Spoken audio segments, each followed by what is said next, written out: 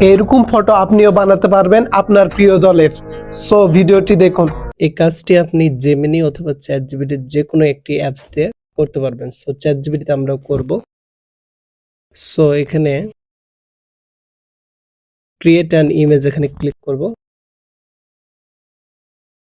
তারপরে একটা ফটো এখানে দিয়ে দিব, আপনার পছন্দ অনুযায়ী একটা যে কোনো একটি ফটো দিয়ে দিবেন। সো আমি একটি দিয়ে দিলাম। এবং প্রম্পটগুলো আপনি কোথায় পাবেন? প্রম্পটগুলো আমার টেলিগ্রামে পাবেন।